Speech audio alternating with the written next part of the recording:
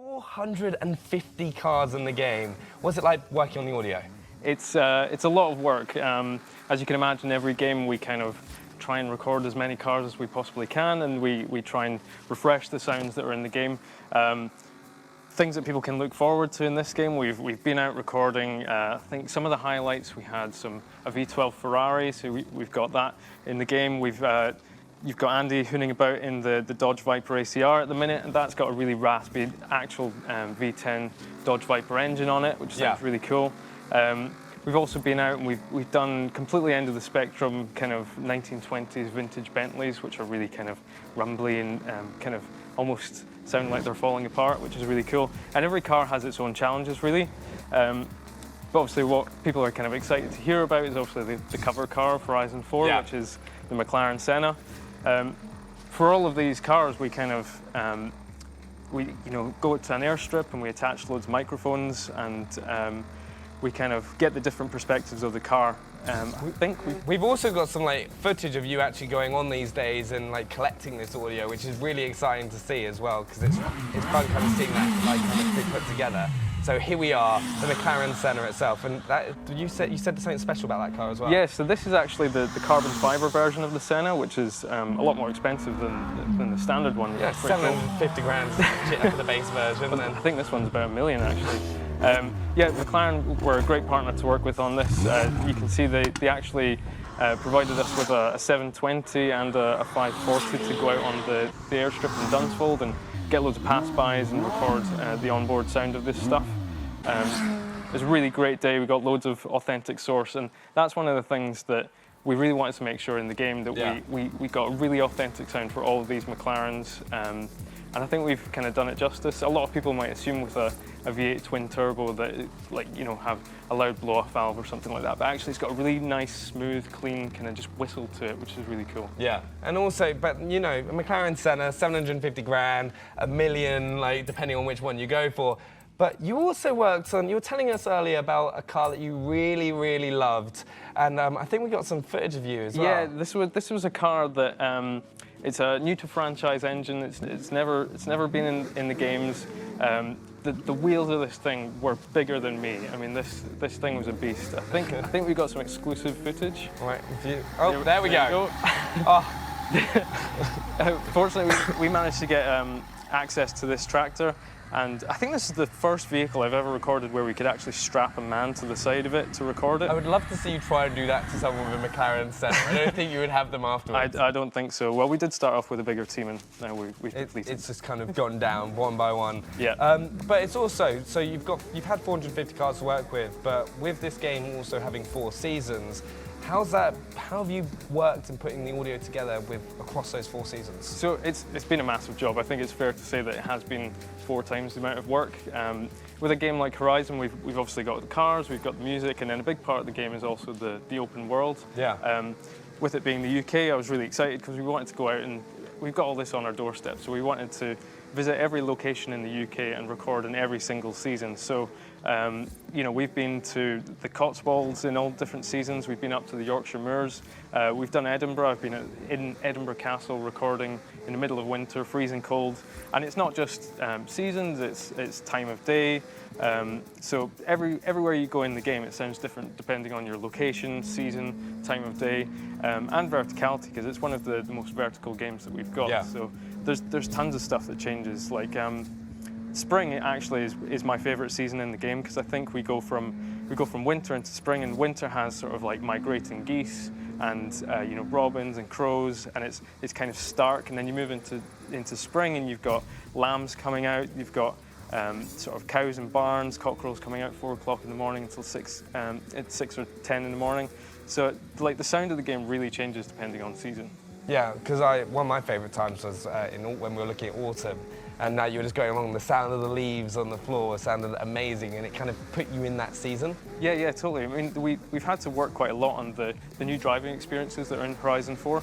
Obviously, we've got deep snow, we've got deep deformable mud now. I almost wrecked my car just while we were travelling around the country. I would pull over, there's a patch of mud, and drive through it and get my car completely dirty, and also the audio designer really dirty as I drove. What, he just stood there with a microphone? He stood there with a microphone and it just splashed all over just him. like covered in mud. It's like, all right, we got it. Great, move on. Yep.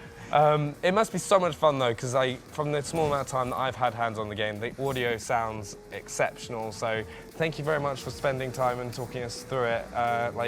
Can't wait to see more as well.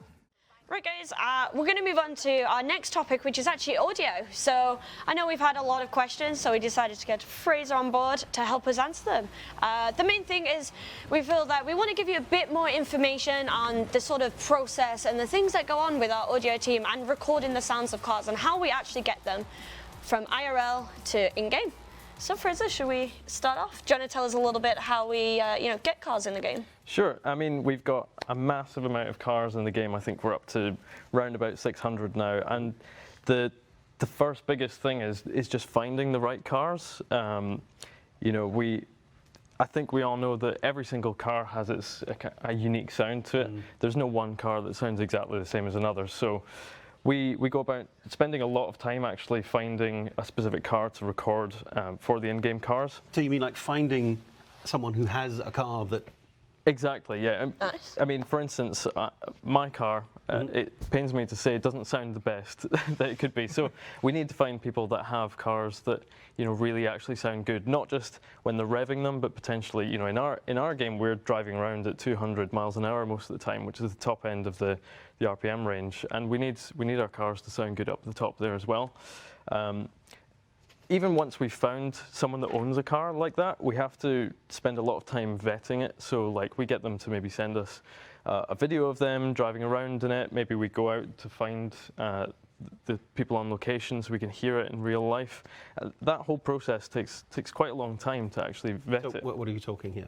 Months? It can be months sometimes. As an example, when we worked on the McLaren Senna, right. That was, despite that was being the hero car of the game, we were working with McLaren on that. That was still probably 2 months just in the run-up to the recording session, just emailing back and forth, just trying to find the date that the car was available. That car, for instance, there was only 3 of them available in the whole of Europe at the time because it wasn't released at that point. So there's quite a long run-up to that. And even once we found a car, availability can cause recording sessions to be pushed out. Like, say for instance, you had a great sounding car, but you've got a job during the week. I mean, my job is to record cars Monday to Friday, right? But getting people that can take some time off of work, come down to the airstrip, make sure if we've got 2 or 3 cars at once, we're actually getting them all there at the same time. It's quite a large logistical challenge. So you talked about vetting cars. I mean, I would imagine. I mean, you're a bit of a gearhead. How many of your cars are like? Have you tweaked and adapted and changed to the point where it might be sounding a little bit different? All of them. Right. Sorry. Right. Yeah. I mean, it does lead me to the next question: is how do you exactly get to recording the sounds? I mean, you mentioned the airstrip. I'm guessing that's related to it. So, once we found a car, we need to then hire out an airstrip, which is just a long piece of land that we can basically get the car up to top speed and let it decel down to idle. Like you said, it's a different sound at 200 miles per hour than exactly right. So we need to capture the full range, but that's kind of it can be awkward because depending on where the car is located, we might need to book an airstrip that's closer to where the car is. So, for instance, when we did the McLaren, we went down to Dunsfold Aerodrome, which is, that's 2.5 hours from where we are. Sometimes we have airstrips that are closer to where Playground Games is, but it perhaps isn't as, it's not a great location for these people to drive their cars to. Sometimes we have to find a location that's right in the middle of the country, because if we have 3 people coming, they all have to come from different parts of the country to the closest position. And something we were talking about was sort of noise levels, because there's actually a lot of racetracks and airstrips around the UK where you can't actually record cars that are over a certain volume. I think of like noise pollution. Yeah, it's kind of a council standard where you can't record over a certain decibel level. So you have to go out to the airstrip, you have to set up decibel noise levels, and you actually have to kind of record the car in situ and figure out how loud it actually goes. So so that's one part of it. But once we actually get the airstrip booked, that can be quite tentative because we're in the UK, right? Can't just casually get in us. It's quite hard to. It's hard to get an airstrip at the best of times, and then being the UK, the weather is pretty unpredictable. So I'd say that every 1 in 4 recording sessions that we book actually gets cancelled because maybe it ends up raining that day because we have to book these like a couple of weeks out, and the weather's always changing. So. It has to be dry not only for recording, but also some of the cars we're getting in are like 700-800 horsepower rear-wheel drive things. Exactly. There's a safety aspect. There's a massive amount of noise that comes off of the road when you drive in wet weather conditions. So like you can hear the spray coming up. We recorded a great car, but we weren't able to use it at all because all you could hear was this just off the back end. It's okay when you're full throttle, but as soon as you lift off the throttle and the kind of tone disappears, that's just when you hear the road noise come in. So airstrips we have to make sure the airstrips are quite smooth as well. I was about to say, right, it can't be all airstrips that you can use even. Well, some of them are quite bumpy because it's almost like they need it to be grippy so that when planes land, it's actually easy for them to brake. So it's pretty complex to find the right place, the right time, the right circumstances. In saying that, with us being in the UK, we have to record between April and October to get the best daylight, kind of British summertime. The temperature is a big thing as well. Well, cars can sound a little bit different depending on the temperature, but that's not the main problem. The main problem is if you've got 2 guys standing outside in the middle of December, holding a boom mic. Shivering. Yeah, I mean, I have frozen myself recording some cars before, but it's not the nicest, and you end up wondering if you're going to have to take some fingers off. But so, if we manage to actually get a place booked. The traditional thing is that we take 3 recordists down to the place. So when we get a car in, we kind of split the job up. So we've got maybe one person's in charge of miking up the exhaust, another person's in charge of miking up the engine, someone's inside putting microphones in the internals. And then, we'll get one person who actually rides in the passenger seat, telling the driver the maneuvers that we need to do for each of the cars, whilst we have 2 other people out on the side of the track who are recording pass-bys, and that gets that kind of like sound stuff, which... That's a good impression. Thank you. Might be an audio designer. Well, yeah, I mean, surprisingly, I don't make all the sounds in the game through my voice, but... I just want to go back to something you mentioned. You said the driver. Is it him? Chris is like, please. I think Chris has got a couple of cars I'd like to record, but I don't think I've ever gotten Chris out on the track. It's a very hard thing to tell someone what you need to do. You're basically telling them to drive the opposite way from the way that they've ever driven before. Telling someone to just stay in a single gear, like slam down full throttle and just ride it all the way up to the limiter. Most people don't want to hit the rev limiter because at that point you're basically just braking your car. Okay, so let me just understand this, right? If I have a car that you want to record, I basically have to sign off on you redlining it for a day? I mean, we don't force people to do it, but you tend to find that if someone owns the car, they're not likely to do it. If it's a rented vehicle, then those are the vehicles that get driven pretty badly most of the time. Right. So it's hard for people to drive these vehicles the way they need to. Although we've kind of gotten into the hang of telling people sometimes how to do it. And once we've got these cars mic'd up and out on the track, the hope is that we could potentially try and do 2 or 3 cars a day at most. The limiting factor is there that we like to get lots of maneuvers and pass-bys because we have a lot of cutscenes in the game, we have a lot of trailers, we have a lot of cinematics, and we need all of those sounds for that sort of material as well, not just for the in-game sounds. Good. So talking about the airstrips and getting everyone down, I've heard we've got a little video. We do. We have a few clips here. Yep. So why don't we show you guys what we've got? We've got the audio team here at the airstrip.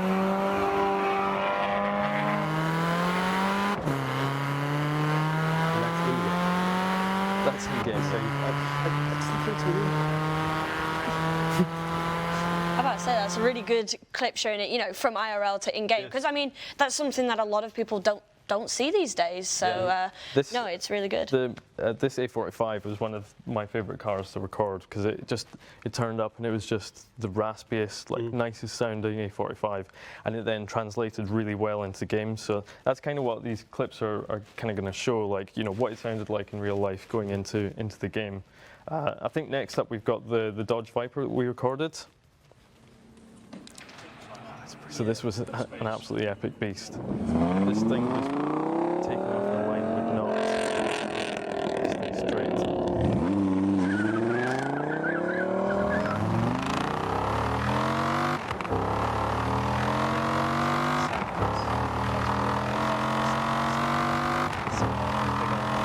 A lot of the times they can sound quite flat, but this one was really raspy and kind of captures the character of the vehicle. How much does that vary from one car to another, within like the same mark? They can vary quite a lot. I mean, this does sound quite like a, what you would expect to hear a Viper to sound like if it drove past you on the track. A lot of the times you can hear Viper sounding either slightly more aggressive or a bit more smooth, and it kind of depends on the type. But yeah, should we check out another car? We've got the Audi. Sure.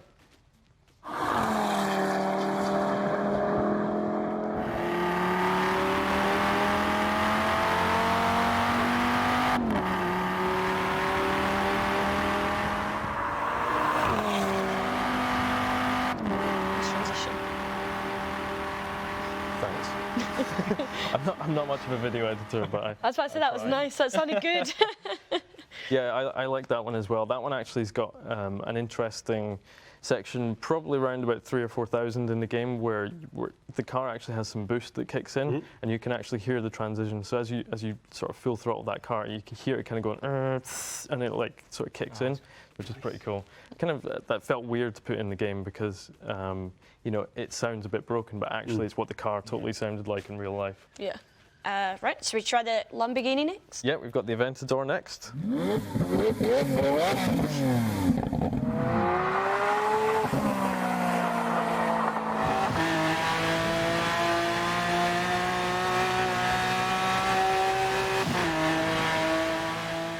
Any mics? I was about to say, have you killed any of them? Incidentally, we did kill a couple of microphones. We name all of our microphones, and I think Jedward was killed on that trip. What a shame. Yeah, I think it was predicting something, wasn't it? Oh, wow, yeah. So next up, we've got the McLaren Senna, which is something. The cover car, of course. Something that a lot of people will have seen, but I think it was a cool recording trip.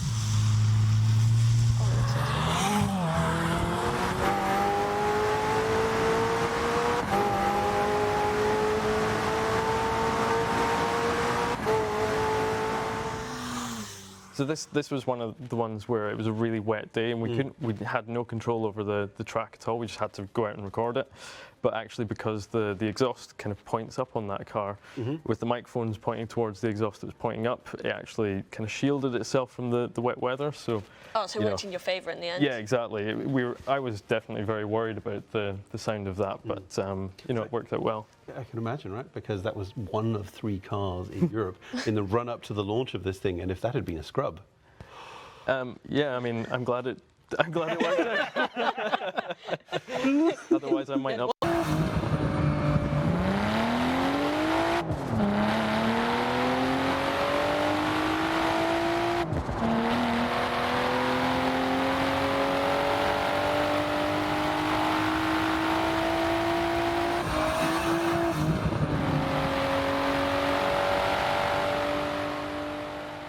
Really got that distinct RB sound. Yeah, that was a cool car to go out and record.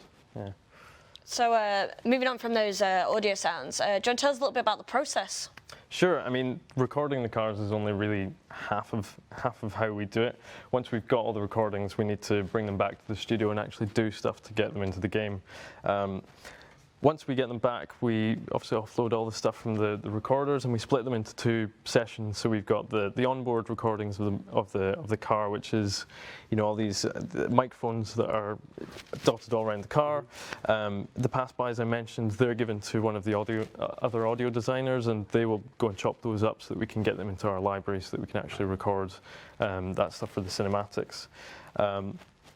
Once we get the onboard recordings into our software, which is called Pro Tools, we actually treat each one of the individual microphones for things like wind noise or just individual EQ, because we might find that as you place them in different parts of the car, you get different sounds. So like as you place it closer to the exhaust, you get this thing called proximity effect, which is the closer you get to the source of a sound, the bassier it gets, which sometimes you might think that's a good thing, but actually it can mask the real sound of a car. So we EQ every channel. We also kind of clean it up. You tend to get that up the top of the RPM range, you get a lot more noise, which is just purely from the amount of air that's flowing through that exhaust. You get this kind of like sound, and we try and pull a bit of that back so we get a bit of the tone out of the back end of it. So from start to finish, how long do you think it roughly takes, or does it just vary depending on obviously the car and the sounds? It does vary depending on the car, because if a car is really tonal, then it will perhaps not take as long. If a car is quite airy, something like a Subaru or a Mitsubishi, those cars have exhausts on them that are absolutely massive, and the amount of air that can come through them is huge. So processing is kind of a fluid thing. I'd say 2 to 3 days per car just to get them sounding right. One of the things we also have to consider is, and people who play drums will be familiar with this, but when you place microphones at different points of the car, you have to compensate for the speed of sound. So if they're supposed to be from the same point, the different delay can actually cause phase cancellation, which causes you to lose low end in the car. So to make sure that our cars have lots of low end, we make sure that we get the phase just right on those. Nice. So talk about the process. Do you want to go a bit more into details about the granular synthesis process? Sure. So once we've done all that stuff, which is no small feat, we export it as a multi-channel WAV, and we bring it into what we call our granular engine synthesis, which does a few things. The first thing we do is we run frequency analysis on it, which uses some calculations to figure out what the frequency is at different RPM ranges, and then once we've kind of got this nice curve, which is for the acceleration and the deceleration, we have limiter samples and idle as well. We then run some analysis on that, and we chop it up into tiny little grains. So, and each one of those grains is actually a single engine rotation. So lower down the RPM range, you're going to get like larger chunks, and up the top you're going to get smaller ones. And once we've done that, you've basically then got hundreds of tiny little pieces that you can play back, which makes it really reactive. Once you get into the game, you find sometimes that granular actually lets the cars be a little bit more responsive. Yeah, you can actually feel it. It runs at a much higher frequency, and you can definitely feel that response. Like when you rev the engine, the audio is just reacting that much quicker. So what about the mix process as well? Because obviously this is a different type. Sure. I mean, so once we've processed it, we've put it into granular synthesis, then we have to bring it into the game. And we've got 5 different channels. We've got exhaust, engine, intake, and 2 internal channels. So we have to do a lot of balancing on those levels to make sure that within a car, we're using the reference that we recorded on that day to actually balance, the exhaust against the engine to make sure it actually sounds like the car. Once we've kind of balanced all those pieces together, we then take all the bits we've chopped out from the car. So every car has unique pops and bangs, like backfires, gear change sounds and stuff like that. We then do a pass where we put all of that onto the car and kind of make sure that we put the character back into the car. And then we do a bit of an upgrades pass because, of course, in Horizon you can upgrade your engine. You can do all sorts of stuff. You can add turbos. You can add superchargers. So every car, we need to make sure that it's got all of those, like the kind of matrix of different things you can add to it. Combine that with, once you've done a single car, you then have to make sure that that car is balanced compared to every other car. So, 600 odd cars, that's an amount of time you have to spend to make sure that that car is the same volume as the last one, and mix that compared to the music, compared to the in-game sounds. So, yeah, it's a lot of work. Yeah, about to say, sounds it.